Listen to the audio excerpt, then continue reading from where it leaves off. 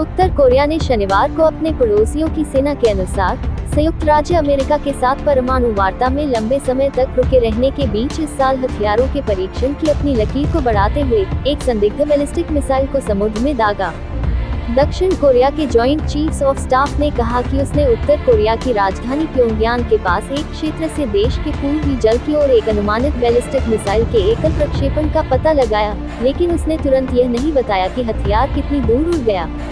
Japan के रक्षा मंत्रालय ने भी संभवतः बैलिस्टिक के रूप में हथियार का आकलन किया।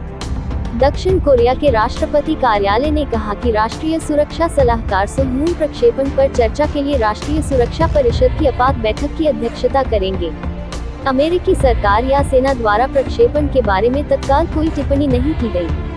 यह 2022 में उत्तर कोरिया के हथियारों का 9वां दौर था, क्योंकि यह रियायतों के लिए बिडेन प्रशासन पर दबाव बनाने का प्रयास करते हुए अपनी सैन्य क्षमताओं का विस्तार करने के लिए कूटनीति में विराम का उपयोग करना जारी रखता है।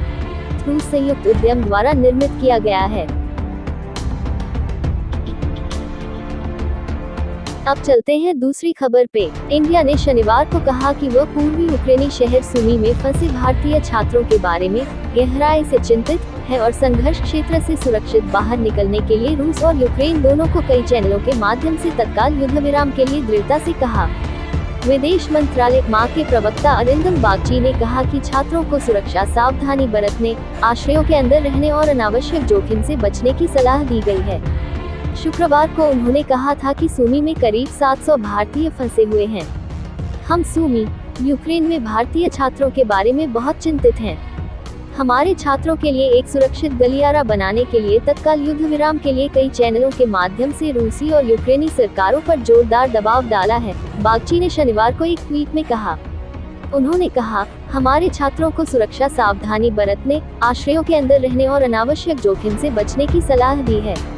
बागची ने कहा कि विदेश मंत्रालय और भारतीय दूतावास छात्रों के नियमित संपर्क में हैं। आते हैं आज की आखिरी खबर पे। भारतीय नौसेना ने ब्रह्मोस मिसाइल का सफल परीक्षण किया। ब्रह्मोस एक सुपरसोनिक क्रूज मिसाइल है जिसे भारत रूस संयुक्त उद्यम द्वारा निर्मित किया गया है। नौसेना के एक प्रवक्ता ने कहा कि मिसाइल ने सटीकता के साथ लक्ष्य पर निशाना साधा। प्रतिनिधि छवि। भारतीय नौसेना ने शनिवार को कहा कि उसने ब्रह्मोस मिसाइल के उन्नत संस्करण का सफलतापूर्वक परीक्षण किया है, जो अपने अग्रिम पंक्ति के प्लेटफार्मों की युद्ध की तैयारी का प्रदर्शन करता है। नौसेना के एक प्रवक्ता ने कहा कि मिसाइल ने सटीकता के साथ लक्ष्य पर निशाना साधा।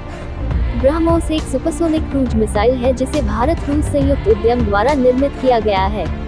अधिकारी ने कहा, ब्रह्मोस मिसाइल के उन्नत संस्करण की लंबी दूरी की सटीक मारक क्षमता का सफलतापूर्वक सत्यापन किया गया।